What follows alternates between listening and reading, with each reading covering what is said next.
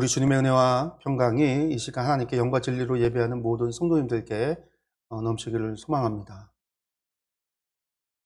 사람을 가리켜서 우리가 망각의 동물이다라고 이야기를 합니다.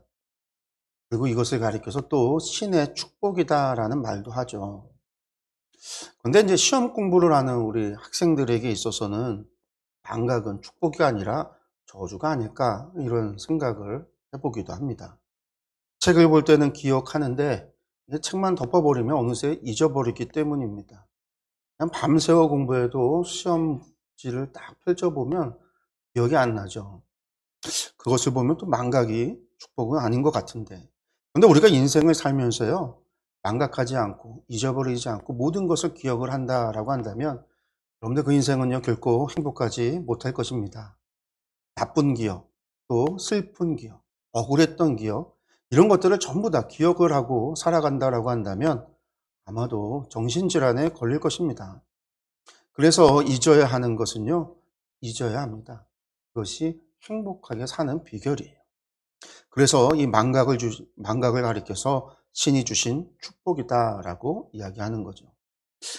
그러나 우리가 살아가면서요, 절대 잊지 말아야 하는 것들이 있습니다. 시험 준비를 하며 열심히 암기한 것을 잊어서는 안 되는 것처럼요. 살면서 또 우리가 필요한 기술, 우리가 꼭 필요한 것들은 잊어서는 안 되겠죠. 또 은혜 같은 경우도요. 잊어서는 안 됩니다. 우리가 부모님의 은혜를 잊지 말아야 되겠고 또 스승님의 은혜를 잊지 말아야 된다라고 이야기하잖아요. 그래서 은혜도 잊지 말아야 됩니다. 저럼 잊지 말아야 되는 것들이 참 많이 있습니다. 그 중에서 또 저희가 보면 잊지 말아야 하는 것이 있으면요. 그것을 잊지 않기 위해서. 우리는 늘 망각하니까요. 잊지 않기 위해서 우리가 할 수 있는 것은 계속해서 반복하는 길밖에는 없어요. 은혜도요. 되새김질해야 생각하고 또 생각해야 그것을 잊지 않을 수 있습니다. 기술도요. 숙달하고 반복하고 계속해서 활용을 해야 잊지 않는 거예요. 제가 군대에 제대한 지 벌써 20년이 넘었어요. 20년이 넘었는데 제가 군대 때 가지고 있었던 기술들 제대하고 안 쓰잖아요. 그러니까 다 잊어버리게 되어져 있어요. 과연 지금도 잘할 수 있을까? 당연히 못하는 게 정상입니다. 그러나 그것을 잊지 않기 위해서는요. 계속해서 반복하는 수밖에 없는 거죠. 그래서 우리는요. 잊지 않기 위해서 반복해서 암기해야 되고요. 반복해서 습득해야 되고 반복해서 기억해야 합니다. 그래서 중요한 것은 반복이죠. 반대로 말해서 또 반복하는 것은요, 중요한 겁니다. 선생님이 수업 시간에 반복적으로 가르치는 것이 있다라고 한다면요, 그것은 분명 중요한 거예요. 분명 시험에 출제될 확률이 높습니다.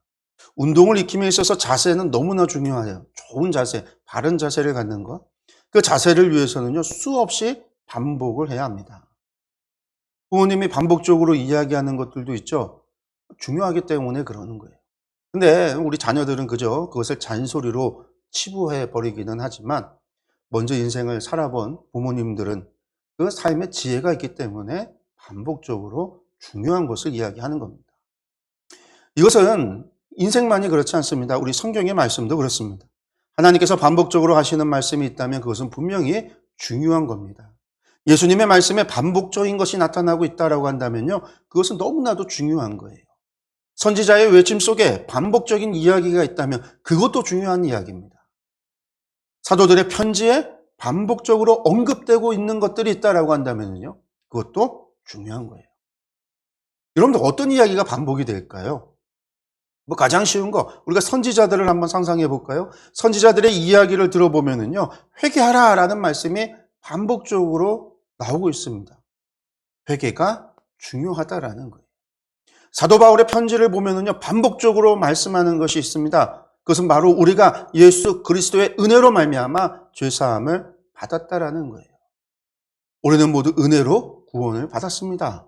이 사실을 믿기만 하면 누구든지 구원을 받을 수 있습니다. 이것이 바울 사도의 편지의 반복이 됩니다. 왜? 중요하기 때문에요. 예수님의 말씀에는 무엇이 반복이 될까요? 예수님도 회개하라, 천국이 가까웠다라고 가르치셨습니다. 중요하다라는 거예요.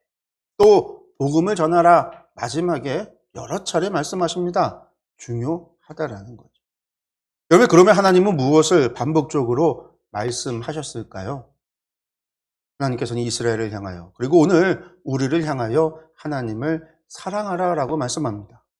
하나님을 사랑하는 것, 마음을 다하고 뜻을 다하고 정성을 다하고 또 나아가 생명을 다하여 하나님을 사랑하는 것, 그것이 하나님께서 반복적으로 말씀하는 것, 그것이 중요하다라는 겁니다. 그렇습니다. 반복적인 것이 중요한 거예요. 우리가 잊어서는 안 된다라는 이야기. 오늘부터 저희는요, 신명기 말씀을 보려고 해요. 그런데 신명기는 구약의 5번째 책입니다. 이 신명기를 포함해서 이 처음 창세기부터 시작해서 이 신명기까지를 모세의 오경이라고 부르죠. 유대인들은요, 이것을 율법서, 토라라고 부릅니다. 그 책의 이제 마지막에 있는 게 신명기예요. 이 책의 이름을 한자로 신명기라고 했는데 그 뜻이요, 다시 신, 펼신, 이 신자와 명령하다 명자, 그걸 기록할 기자를 써서 말씀을 펴다, 다시 명령을 하다, 명령을 다시 설명하다라는 의미가 있습니다. 그래서 우리는 신명기를 뭐라고 이야기하냐면 다시 율법을 설명한 채, 재설명한 채 이렇게 이해를 해요. 다른 말로 얘기해서 레위기의 말씀을, 또 출애굽기의 말씀, 출애굽기 20장 이후에 나오는 10계명부터 시작되는 사회법들과 레위기의 말씀을 다시금 설명해 놓은 율법의 해설서다라고도 부릅니다. 신명기는 레위기의 율법을 다시 설명합니다. 반복하는 거예요. 왜? 중요하기 때문에요. 중요한 것을 다시 설명하고 중요한 것을 다시 강조하기 때문에 신명기는요, 중요한 책입니다. 특히 모세가 약속의 땅에 들어가지 못하기에 그 백성들에게 꼭 전하고 싶은 이야기, 그들에게 꼭 해야 되는 말, 그들에게 당부하고 그들에게 명령해야 될 그런 이야기들이 담겨 있습니다. 그것이 신명기에 포함되어져 있기 때문에 우리는 신명기를 모세의 유언과 같은 설교다라고도 부르는 거죠. 이처럼 신명기는요, 중요한 이야기들로 가득 차 있습니다. 신명기를 기록한 목적 자체가 중요한 것을 전하기 위해서, 반복적으로 강조하기 위해서 전하기 위함이기 때문에 반드시 기억하고 반드시 지켜야 하는 것을 전하기 위함입니다. 그래서 우리가 신명기를 보면 이스라엘 백성들아 이 말을 들으라, 이런 이야기를 많이 보게 돼요. 이걸 히브리어로 하면 쉐마 이스라엘입니다. 하나님의 말씀을 잘 듣고 그 말씀대로 행하라고 강조하고 또 강조하며 반복하고 또 반복하여 쉐마 이스라엘이라고 이야기합니다. 이러한 모세의 심정이 이 신명기 안에 담겨 있습니다. 성도 여러분, 3500년 전 모압 평지의 삶이 현대를 살아가는 우리와는 그 모양과 격식과 위치에 있어서 다를지라도 하나님을 섬기는 마음은 오늘날 우리와 다를 것이 없습니다. 오늘날 죄악에 가득한 이 세상 가운데 살아가면서 우리가 힘들고 어렵고 또 갈등하는 그런 우리의 모습이나 그 가나안 땅에 들어가서 살아가야 될 이스라엘 사람들, 그들의 삶의 모습이나 사실 다를 바가 없다라는 거예요. 3500년 전에도 죄악된 사람들의 상징인 그 가나안 사람들 속에서 그들과 전쟁하며 살았습니다. 우리의 삶 역시 이 땅에서 전쟁에 가까운 삶, 또한 영적 전쟁을 통하여 끊임없이 우리의 신앙을 지키기 위해서 싸우고 또 싸워야 되는 그러한 삶을 살아간다라는 점에서 있어서는 동일하다라는 것이죠. 이런 세상을 살아가는 우리는 어떻게 주님의 백성으로 살아가야 하는가를 고민해야 합니다. 이스라엘 백성들이 가나안의 그 악한 백성들을 닮지 말아야 했듯이 우리도 이 땅에서 음란하고 패역하고 하나님을 외면하는 이 악한 세상의 풍습 가운데에서 우리 자신을 지키고 그들과 동화되지 않기 위해서, 그들을 닮아가지 않기 위해서 우리에게 거룩한 백성으로서 하나님의 자녀로서의 그런 거룩한 삶을 살아가야 한다는 겁니다. 그것이 하나님께서 오늘날 신명기의 말씀을 우리 교회에 주신 이유이고 또 우리가 읽고 지켜내야 될 계명인 줄로 믿습니다. 신명기의 말씀을 읽어가면서 하나님과의 친밀함이 더욱 더하게 되며 하나님의 마음을 알아 하나님의 기쁨이 되는 은혜가 우리 교회 가운데, 그리고 저와 여러분들 가운데 넘치기를 원합니다. 이 신명기의 말씀은요, 34장까지 있습니다. 그 중에 1장에서 4장까지는 이스라엘 백성들이 광야에서 어떤 삶을 살았는지, 어떤 일들이 있었는지를 회고하는 첫 번째 모세의 설교입니다. 그리고 5장에서 26장까지가 율법을 해석하는, 하나님께서 이스라엘 백성들에게 주신 그 율법을, 출애굽기와 레위기의 율법을 다시금 설명해 주고 있는 것, 그리고 또한 보완해 주고 추가해 주고 있는 것이 이 5장에서 26장까지 두 번째 설교입니다. 그리고 27장에서 30장까지는요, 하나님 말씀에 순종할 때 주실 복과 하나님께 불순종할 때 하나님으로부터 받을 형벌에 대한 이야기가 이 세 번째 설교에 포함이 됩니다. 그리고 이제 마지막 31장에서 34장의 말씀은 모세의 생애를 정리해요. 그의 마지막을 정리하는 그의 죽음에 대한 기록이 담겨져 있습니다. 하나님의 말씀은 많이 아는 것도 너무나 중요합니다. 그리고 매일 묵상하고 우리가 매일 그 말씀을 읽고 듣고 쓰는 것도 중요합니다. 그러나 정말 가장 중요한 것은요, 읽고 듣고 쓴 것을 그 말씀대로 지켜내는 것입니다. 이번에 저와 여러분이 이 신명기의 말씀을 우리가 읽는 가운데 순종의 백성으로 훈련이 되어 하나님께서 내리시는 그 신령한 하늘의 복을 누리는, 그 복을 받아서 영육이 강건해지는 그 큰 은혜가 있기를 간절히 소망합니다. 우리 말씀을 이제 다시 한번 보도록 하겠습니다. 1절 말씀입니다. 이것은 모세가 요단강 동쪽 광야에서 모든 이스라엘 사람에게 선포한 말씀이다. 그때 그들은 숲 가까이에 있는 요단 계곡에 있었다. 한쪽에는 바란 마을이 있고 다른 한쪽에는 도벨과 라반과 하세롯과 디사압의 여러 마을이 있는데 바로 그 사이에 이스라엘 사람들이 있었다. 그런데 말씀을 보면은요, 이것은 모세가 요단강 동쪽 광야에서 모든 이스라엘 사람들에게 선포한 말씀이다. 이렇게 시작을 하고 있습니다. 여러분들 이 문장을 보고 어떤 생각이 드시나요? 여러분들 이 문장만 보고 드는 생각은요, 이것은 모세가 기록한 것이 아니라 다른 누군가가 기록을 했나 보구나. 이러한 생각이 들 수 있어요. 그렇죠? 모세면 내가 했다라고 할 텐데 제3자가 지금 모세가 했다라고 이야기하고 있잖아요. 근데 우리는 신명기를 모세의 설교 모음이라고 그러죠. 창세기부터 신명기까지를 모세오경이라고 말합니다. 모세가 기록했다 이렇게 표현하잖아요. 근데 이 문장을 보면 이상하죠. 모세가 쓴 게 아니고 다른 누군가가 쓴 것 같다라는 거예요. 앞서 말씀드렸다시피 세 편의 설교, 그거 모세의 설교고요. 마지막은요, 모세의 마지막 삶의 끝 마무리 여정, 그의 죽음을 기록하고 있어요. 이것을 모세 자신이 기록한 것이 아니라 다른 누군가가 모세의 설교를 듣고 그것을 기억하고 그의 일대기를 듣고 그것을 정리한 것처럼 읽혀집니다. 맞습니다. 다른 누군가가 그렇게 한 거예요. 그렇게 말씀이 후대에 전달되는 것을요, 전승이라고 그래요.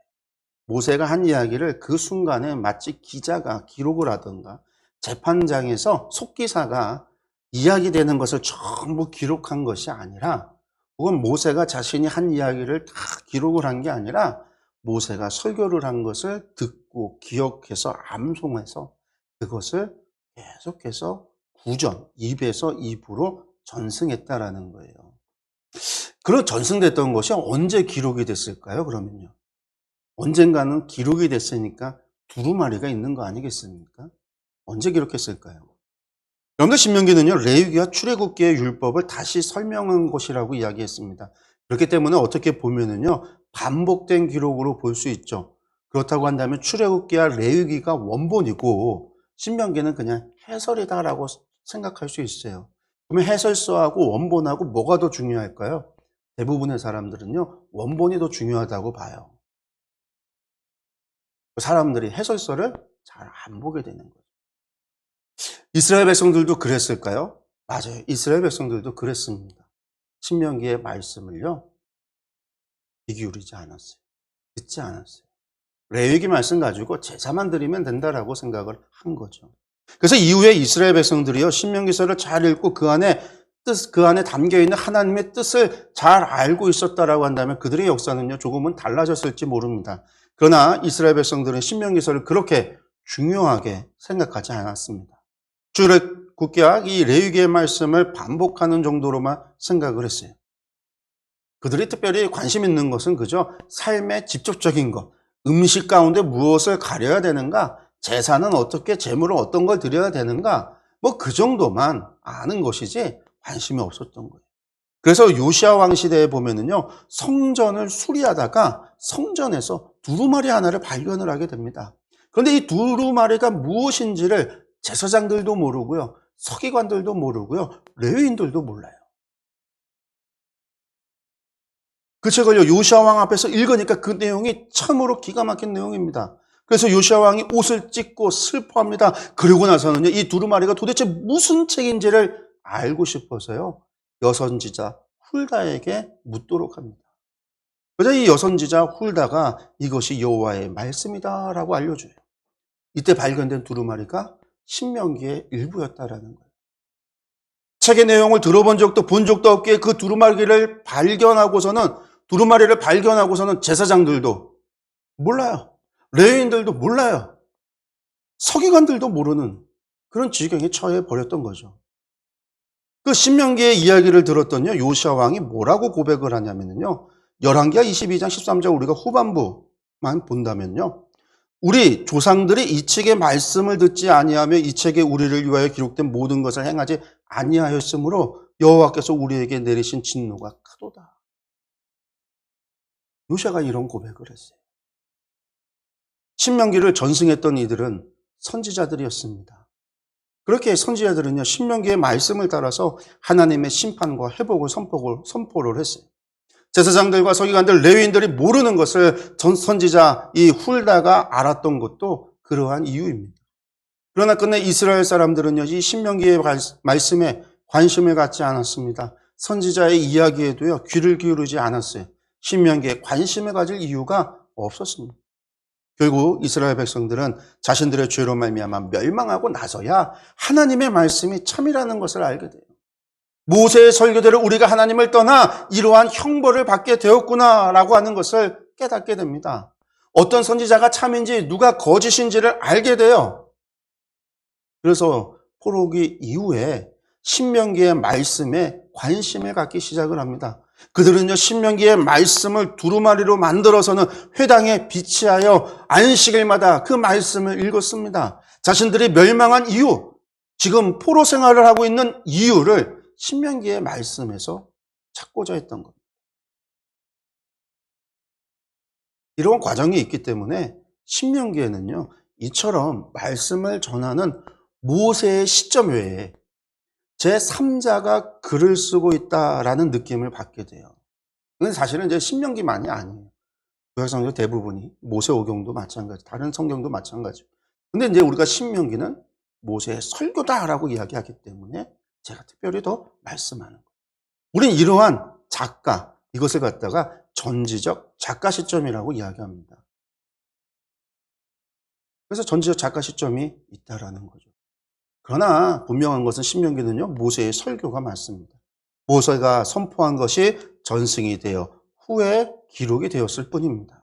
그래서 신명기를 시작하는 이 초반부에는요, 말씀을 시작하기 전에 배경적인 설명이 필요한 거예요. 왜? 설교를 직접 듣는 세대들, 그 청자들에게는요, 이런 설명이 필요가 없어요. 후대 사람들이 보기 때문에 배경 설명이 필요한 거죠.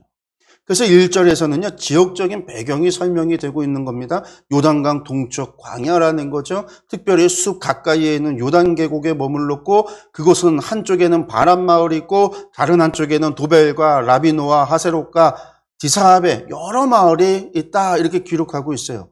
당시 이 모세의 설교를 듣고 있었던 광야 세대에게는요, 전혀 필요가 없는 설명이에요. 사족이에요. 왜냐하면 그들은요, 거기 지금 있으니까 뭐 굳이 이것을 설명하고 자시고 할 필요가 있어요?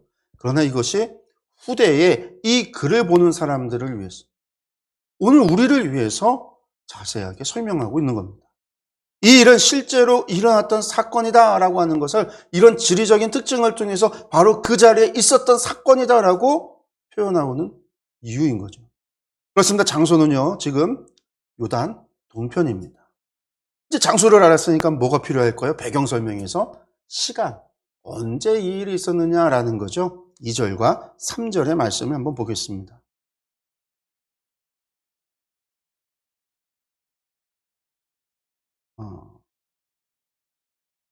호렙에서 세일산을 지나 가데스 바네까지는 열하루 길이다. 이집트에서 나온 지 40년째가 되는 해에 11째 달 초하루에 모세는 주님께서 이스라엘 자손에게 말하라고 명하신 모든 것을 그들에게 말하였다. 아멘. 여러분들 3절 보니까요. 뭐라고 이야기하고 있습니까? 언제라고요? 이집트에서 나온 지 40년째가 되는 해에 11째 달 초하루. 이렇게 정확하게 날짜를 기록하고 있습니다. 정확한 장소와 정확한 날짜를 기록하는 것은 이것이 실제 있었던 사건이라는 거죠. 실제 있었던 일이라는 거예요. 출애굽했던 때를요, 1년으로 이야기하면 40년 11월 1일이 되는 것입니다. 그때 이제 모세의 고별 설교가 시작이 되고, 그리고 그 고별 설교는요, 하나님께서 모세에게 이스라엘에게 말하라 이렇게 명하신 것을 전했다 이렇게 말하고 있습니다. 그래서 신명기는요, 모세의 고별 설교라고 이야기하지만 모세의 이야기가 아니라 하나님께서 모세를 통해서 주시는 하나님의 말씀인 거죠. 근데 이 신명기를 기록하고 있는 이 기자는요, 2절에서 재미있게 기록을 하고 있어요. 재미있는 이야기를 합니다. 2절이 뭐예요? 호렙에서 세일산을 지나 가네스 바네아까지는 열하루 길이다 라는 거예요. 근데 이 길은요, 대략 260km 돼요. 이 길을 걸어가면 열하루만이면 갈 수 있다라는 거예요. 그런데 이제 재밌는 게 뭐냐면, 개역 개정에는 안 그랬는데, 세번역에는 일부러 표시를 했어요. 말씀 보면 어떻게 되어 있어요? 2절에 괄호가 되어 있어요. 괄호가. 한번 볼까요? 여러분들 여기 보면 괄호로 해놨잖아요. 괄호. 이 괄호가 왜 되어 있을까? 개역 개정에는 없는데. 세번역 성경에서 이렇게 표시를 하는 이유는요, 글을 읽는데 성경의 말씀이 쭉 이어져 나가는데 중간에 갑자기 끊기는 부분이 있어요. 그렇잖아요. 이것도 2절의 이야기가 1절과 3절에 연결해서 아무 상관없이 끊겨요. 끊기는 부분을 괄호로 묶어놨어요. 그리고서 이걸 무엇라고 표현한 거냐면, 왜 괄호를 했냐? 이것은 기록자의 주석으로 봐야 한다. 해설로 봐야 된다. 추가 설명으로 봐야 된다. 라는 뜻이에요. 그래서 이제 우리가 개역 개정에는 이런 표시를 안 해놨지만 세번역 성경으로 가면은요, 괄호라고 이런 표시들이 되어져 있는 거예요. 그러니까 이것은 2절은 기록자가 일부러 언제다라고 하기 전에, 이야기하기 전에 이것을 언급해서 우리로 하여금 신명기의 말씀을 듣는 사람이나 말씀을 읽는 사람으로 하여금 주의를 환기시키고자, 혹은 무엇인가를 떠오르고 무엇인가를 기억해내게 하기 위해서 썼구나라는 걸 알 수 있죠. 그러면 이 2절의 말씀이 무엇을 의미하죠? 호렙은요, 시내산을 말하는 겁니다. 시내산의 또 다른 이름이 호렙산이에요.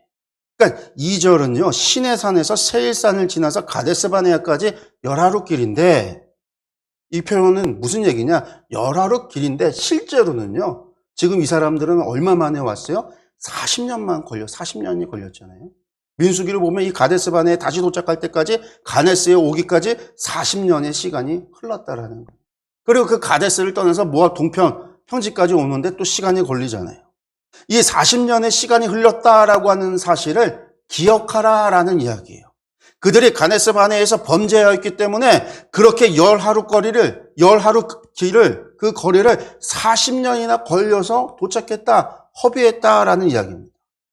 뿐만 아니라 이 사이에 무슨 일이 있었습니까? 출애굽 1세대였던 20세 이상의 성인들이 모두 죽고 말았습니다. 그리고 새로운 세대, 광야 2세대들이 요단 동편 이 모압 평지에 진을 치고 있다라고 하는 것을 이야기해 주고 있어요. 이때가 바로 출애굽한 지 40년째 해 11월 1일입니다. 그리고 그날은 이스라엘 백성이 마지막으로 진을 쳤던 민수기 33장 50절의 상황이기도 합니다.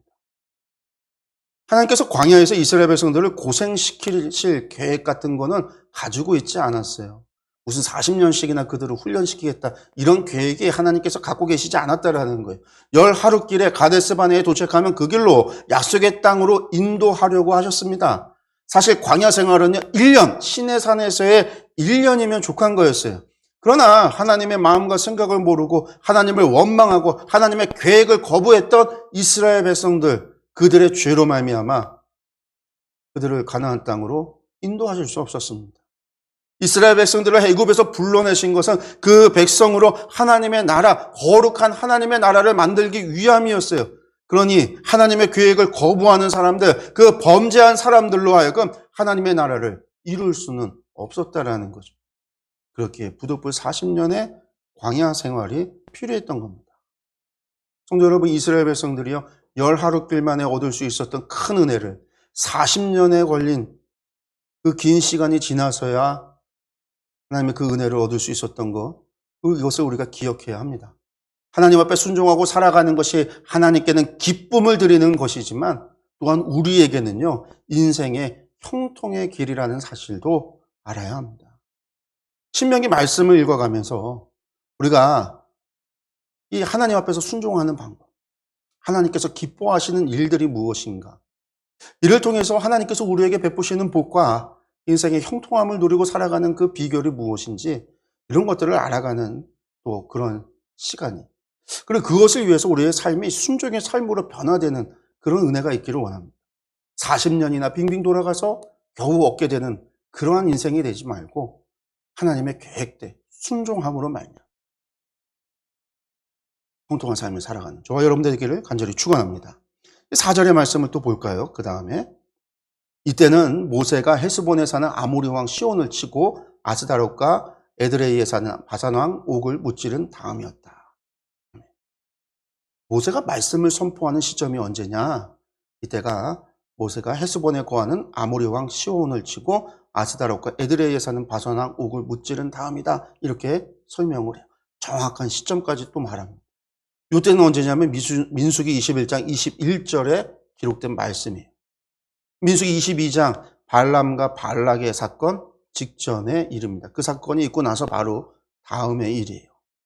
이 아모리 왕 시온과 바산 왕 옥은요, 요단 동쪽에 패권을 쥐고 있었던 두 왕입니다.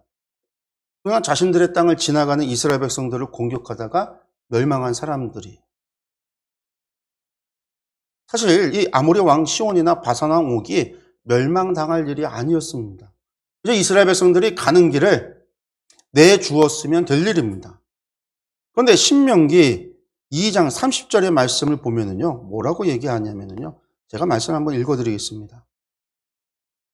그러나 헤스본 왕 시온은 우리를 그 땅으로 지나가게 하지 않았습니다.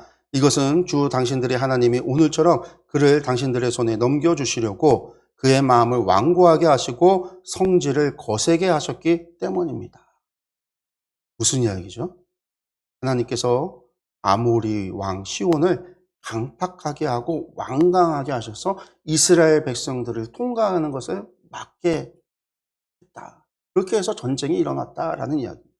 하나님께서 왜 아모리 왕 시온의 마음을 완강하게 하셨을까요? 그것은요, 아모리 왕 시온이 의로운 왕이 아니었기 때문입니다. 아모리 왕 시온도 가나안에 정복당해야 하는 아모리 족속 가운데 일부예요. 그 아모리 족속 가운데 일부가 요단 동편으로 건너와서 그 땅을 차지하고 요단 가나안 땅에서 범죄했던 그 범죄를 똑같이 요단 동편에서 행하고 있었다라는 거예요. 그렇기 때문에 그들도 가나안 족속과 다르지 않았다. 그렇게 그들도 심판을 받아야 했다라는 것이죠. 신명기의 기자가 이 이야기를 하는 것은요, 바로 그러한 상황 속에서 모세의 첫 번째 설교가 선포되어졌다.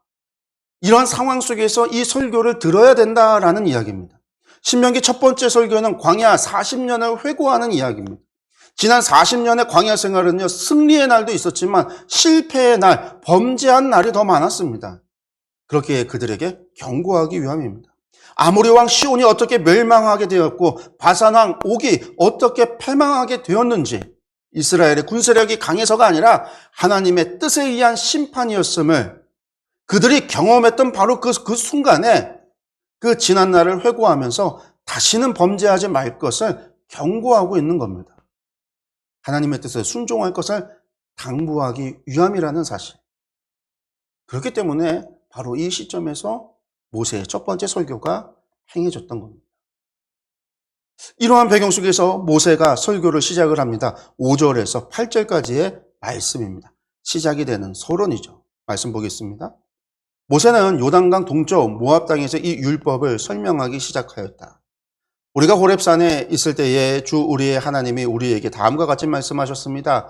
너희는 이 산에서 오랫동안 머물렀으니 이제 방향을 바꾸어 나아가 아모리 사람의 산지로 가거라. 그 인근 모든 지역 곧 아라바와 산지와 평지와 남부 지역과 해변으로 가거라. 또 가나안 사람의 땅과 레바논과 저 멀리 있는 큰 강 유브라테스 강까지 가거라. 내가 너희 앞에 보여주는 이 땅은 나 주가 너희에게 주겠다고 너희 조상 아브라함과 이삭과 야곱에게 맹세한 땅이니 너희는 그리로 가서 그 땅을 차지하여라. 모세의 첫 번째 설교가 시작이 됩니다. 첫 번째 설교는 40년의 회고라고 했습니다. 그렇게 이제 호렙산에서부터 이야기를 시작을 합니다.